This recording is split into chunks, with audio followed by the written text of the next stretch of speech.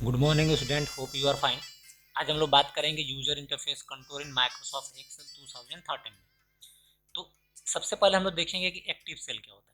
जैसे अगर हमने ये प्लस सिंबल्स अगर किसी भी सेल पे क्लिक कर दिया तो यहाँ पे जो ग्रीन कलर का आउटलाइंस आ रहा है, this is known as a active cell.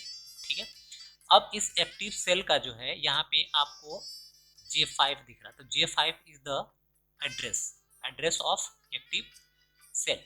ठीक है, तो यहाँ पे J क्या है, J is the name of column and 5 is the name of row. ठीक है, तो दोनों को जब हम कंबाइन कर देंगे तो हमारा क्या बन जाएगा, सेल एड्रेस। ठीक है, तो सेल एड्रेस जैसे हमने यहाँ पे लिखा कि D3 हमारा क्या होगा, सेल एड्रेस हो गया। सेल का मतलब ये हमारा क्या, intersection of row and column. ठीक है, intersection of row and column को हम लोग बोलते हैं सेल।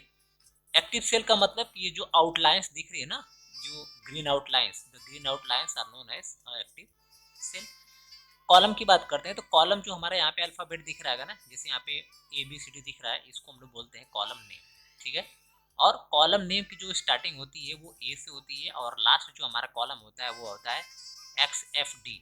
और टोटल जो हमारा होते हैं 16,384, ये हमारा टोटल कितने हैं, कॉलम्स हैं।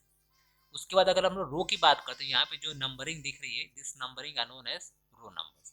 पहला हमारा रो नंबर 1 होता है और मैक्सिमम जो हमारा होता है ये होता है। ठीक है ना, 10 4 8 5 7 6, ये हमारा मैक्सिमम रो है। उसके बाद हम लोग बात करते हैं एक्सपेंडेड फार्मूला बार, यानी ये जो फार्मूला बार आप देख रहे हो, ठीक है, इसको आप अपने अकॉर्डिंग क्या कर सकते हो, एक्सटेंड कर सकते हो। यहाँ पे आप क्लिक करके, ठीक है, एक्सपैंड एंड कोलैप्स कर सकते हो। उसके बाद हॉरिजॉन्टल स्क्रॉल बार, यानी हॉरिजॉन्टल स्क्रॉल बार का यूज करके अपने पेज को जो है आप लेफ्ट और राइट में क्या कर सकते हो, मूव कर सकते हो। ठीक है, उसी तरह से आपका वर्टिकल स्क्रॉल बार है, इसको आप अप एंड डाउन जो है मूव कर सकते हैं with the help of vertical scroll bar. Insert function से यहाँ पे दिया हुआ है, इंसर्ट फंक्शन में जब आप क्लिक करेंगे तो किसी भी जो है फार्मूले को आप यहाँ से इजीली इंसर्ट कर सकते हैं। ठीक है, और इसका जो शॉर्टकट है इंसर्ट फंक्शन का Shift+11 है, यहाँ से अपने क्लिक करके इंसर्ट कर सकते हैं। नेम बॉक्स, जैसे हमने बताया कि यहाँ पे जो D1 है, this is known as a name box. Range का मतलब ये है जैसे हमने किसी नंबर को जोड़ा। ठीक है, जैसे हमने यहाँ पे लिखा, यहाँ पे 5 और यहाँ पे हमने लिखा 6 और यहाँ पे हमने लिखा ये।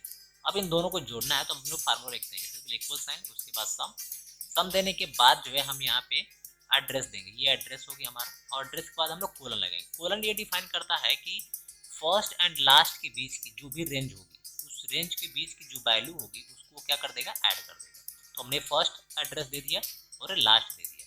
अब हमने ब्रैकेट को क्लोज कर दिया। अब यहाँ पे देखिए कोलन साइन जो बता रहा है ये रेंज को बता रहा है। अब इस रेंज की जो भी वैल्यू होगी उसको क्या कर देगा, ये सम कर देगा।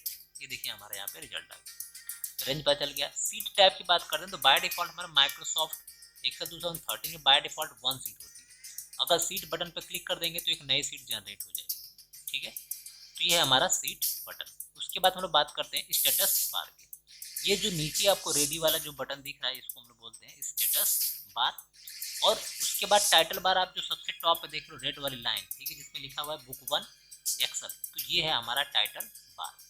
उसके बाद जूम कंट्रोल की अगर हम लोग बात करते हैं तो जूम कंट्रोल आपको यहाँ पे दिख रहा होगा, यहाँ से page zoom in zoom out आप कर सकते हैं। ठीक है, मिनिमम आपकी जूमिंग होती है यहाँ पे 100%, सॉरी बाय डिफॉल्ट आपका 100% होती है, और मिनिमम जूमिंग आप यहाँ से जूम करके चेक कर सकते हो कि मिनिमम जूमिंग एक्सेल में क्या है।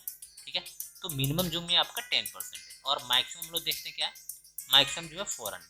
ठीक है, तो ये भी आपको पता होना चाहिए जूमिंग के बारे में भी। ठीक है, तो यहाँ पे हम लोग आज के टॉपिक में इतना ही। Thanks for watching, have a nice day.